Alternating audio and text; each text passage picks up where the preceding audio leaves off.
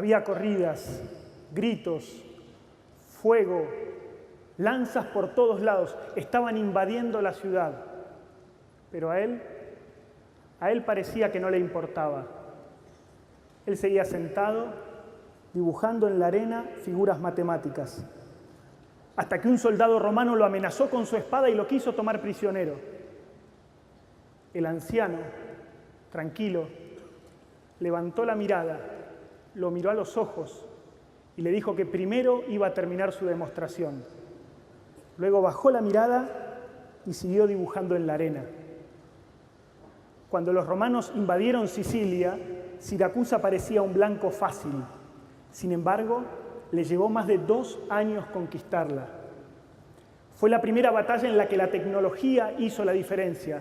Se utilizaron catapultas, grandes grúas que daban vuelta a los barcos por el aire y muchas otras innovaciones. Cuenta Plutarco que los romanos estaban tan aterrados que veían una soga o una polea y salían corriendo. Todos esos inventos eran obra de un único hombre. ¿Quién era ese gigante que con sus inventos hacía temblar al ejército romano? Nada más y nada menos que Arquímedes, el matemático más importante de toda la antigüedad. Finalmente los romanos conquistaron la ciudad. Al soldado obviamente le molestó la actitud de Arquímedes y lo atravesó con su espada. Un terrible error que tuvo que pagar muy caro, porque su general, Marco Claudio Marcelo, admiraba profundamente a Arquímedes. De hecho, Marco Claudio, pudiendo llevarse todos los tesoros de la ciudad, eligió uno solo que cabía en cualquier bolso: un aparato que había hecho Arquímedes. Cicerón nos cuenta que era una especie de planetario portátil que mostraba la posición del Sol, de la Luna, de las estrellas, y que cuando lo hizo funcionar, predijo eclipses. ¿Cómo habrá sido ese planetario portátil? Cicerón dice que jamás pensó que un ser humano podía ser tan genial para hacer algo así. El general romano lo prefirió antes que a cualquier otro tesoro. ¿Cómo habrá sido? ¿Se imaginan lo que sería tenerlo en las manos? Poder estudiarlo, poder investigarlo, poder tocarlo. Sin embargo, como tantas maravillas de la antigüedad, se había perdido para siempre. O al menos eso parecía, porque en 1900 se encontró un barco hundido en el fondo del Mediterráneo, cerca de la isla de Anticítera, lleno de tesoros de la época de los griegos, impresionantes estatuas, joyas, monedas y algo muy curioso, esto, un montón de fragmentos de lo que parecía ser una especie de reloj antiguo lleno de engranajes. Esto ya era tremendamente revolucionario porque aparatos así aparecen recién a fines de la Edad Media, 1500 años después. ¿Estaríamos frente a los restos del aparato de Arquímedes? Para contestar esta pregunta, primero teníamos que reconstruir el aparato original a partir de los fragmentos y volver a hacerlo funcionar. Una tarea quijotesca que ya lleva más de un siglo. En los años 50 trabajó un norteamericano, Zola Price, y luego 2 británicos, Michael Wright a partir de los 90 y Tony Fries y su equipo, que arrancó en el 2000. Justamente el equipo de Fries sacó unas tomografías de muchísima resolución que nos permiten ver el interior de los fragmentos. Miren ustedes. Empezamos desde afuera y de a poco vamos entrando en el fragmento. Esto es importantísimo porque, por supuesto, en el museo no nos permiten romper el mecanismo para ver lo que hay en su interior. Miren cómo están esos dientes, miren cómo se han conservado 2000 años debajo del agua. Ahora están publicitando las primeras tablets que son sumergibles. Esto es sumergible, 2000 años debajo del agua. Miren cómo está, es una locura. Según lo que hemos podido reconstruir hasta ahora, el mecanismo estaba protegido por una caja de madera y tenía una tapa delante y una tapa atrás. En la parte de adelante tenía dos escalas concéntricas. Una estaba dividida en los 12 signos del zodíaco y la otra en los 365 días del año. Sobre esas escalas gira una aguja que muestra al mismo tiempo la posición del Sol en el cielo y el día del año. Pero sobre esas escalas también gira otra aguja que muestra la posición de la Luna en el cielo. El error de esa aguja, según los valores actuales, es de 0,0002 días por vuelta.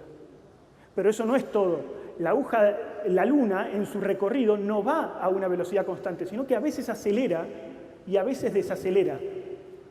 Estos tipos habían logrado que la aguja de la Luna tampoco fuera a una velocidad constante, sino que de hecho acelerara cuando la Luna va más rápido y desacelerara cuando va más despacio.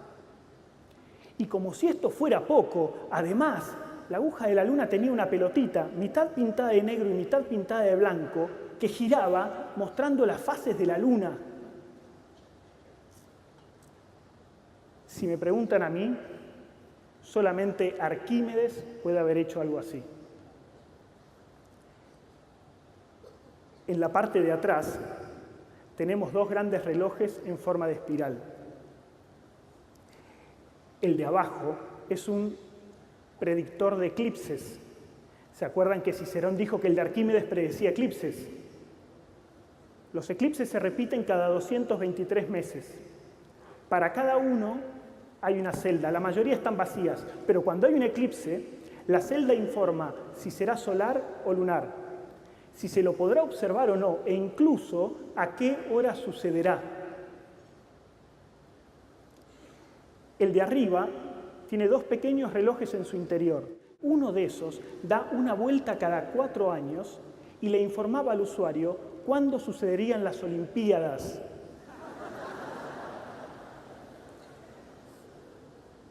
La espiral grande es un calendario lunisolar que reparte 235 meses en 19 años. Es un calendario tremendamente preciso.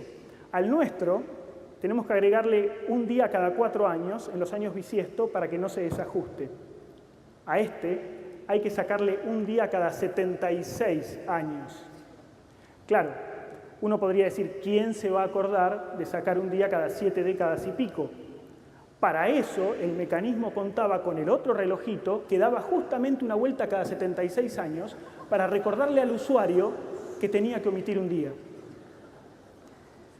El calendario tiene el nombre de los meses y esto resultó muy importante porque cada ciudad griega tenía su propio calendario con sus propios nombres y se pudo determinar que el calendario del mecanismo coincide con el de Corinto o alguna de sus colonias. ¿Saben ustedes qué ciudad fue colonia de Corinto durante mucho tiempo? Siracusa, la ciudad de Arquímedes. ¿Es entonces el aparato de Arquímedes?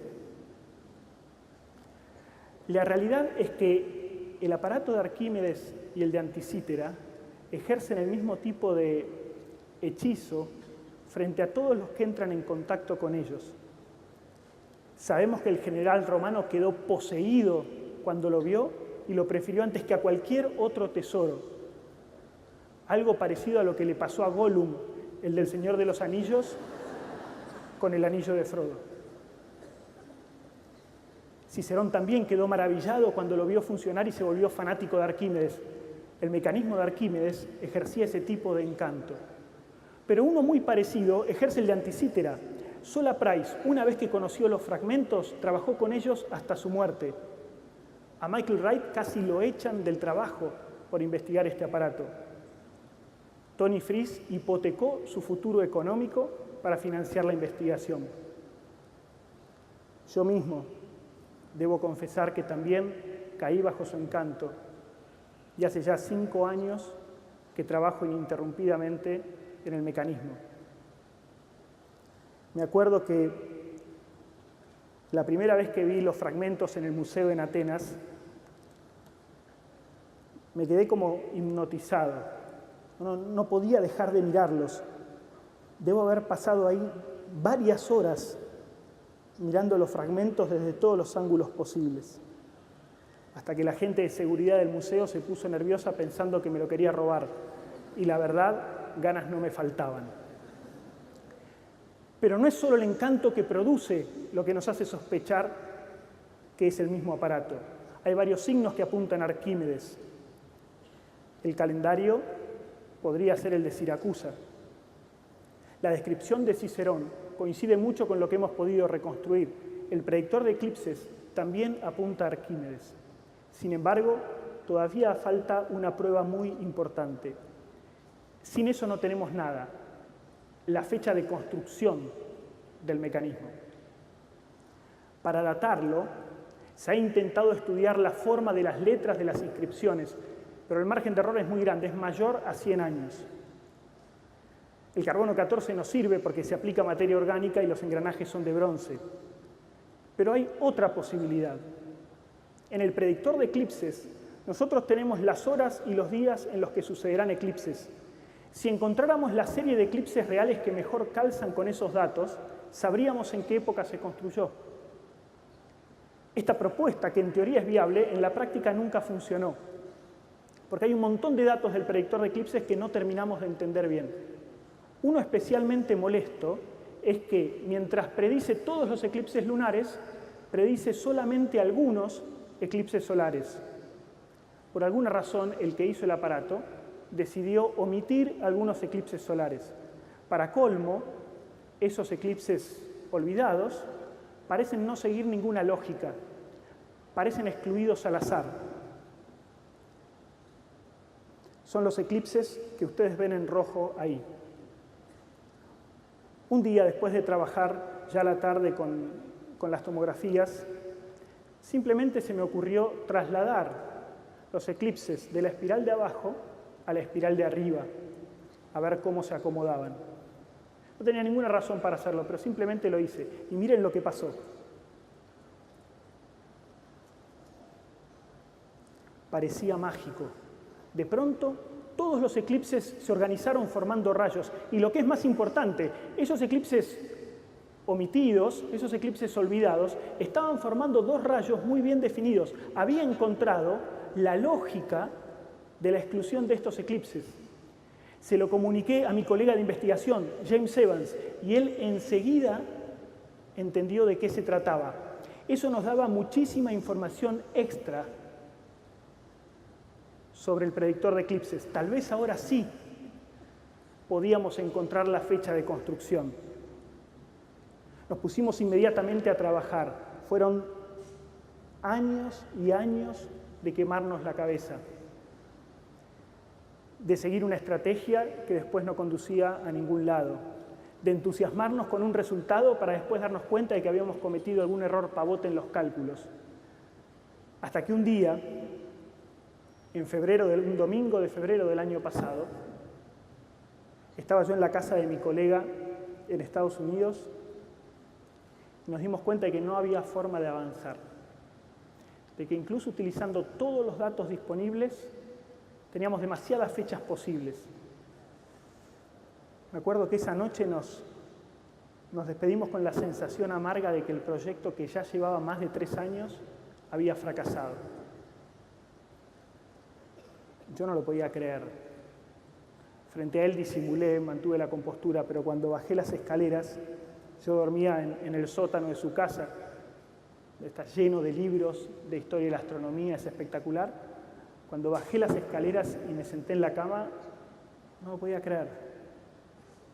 No podía hacer el duelo. Tantos años trabajando y no habíamos llegado a nada. Me puse a repasar, me puse a hacer las cuentas de nuevo, me puse a revisar todo, hasta que de pronto se me ocurrió considerar un dato de la anomalía lunar que no habíamos tenido en cuenta. Y ese dato resultó tremendamente poderoso. Hice las cuentas y eliminó a todos los candidatos excepto uno. Esa noche encontramos el resultado. Pensar que estuvimos a punto de abandonar, que estábamos ahí nomás de la solución.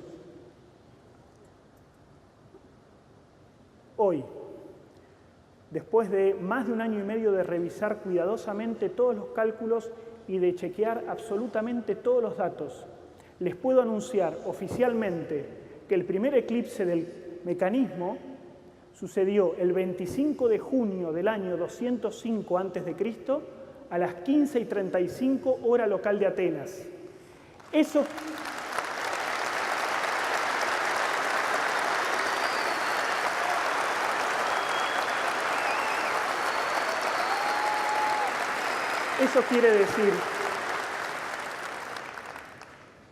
quiere decir que el calendario habría empezado en septiembre o agosto del año 216, cuando todavía Arquímedes, nuestro queridísimo Arquímedes, estaba bien vivito y coleando.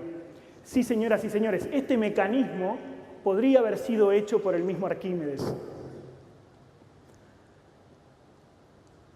Me imagino que a la tarde, cuando lleguen a sus casas, se van a poner a buscar información por internet sobre el mecanismo.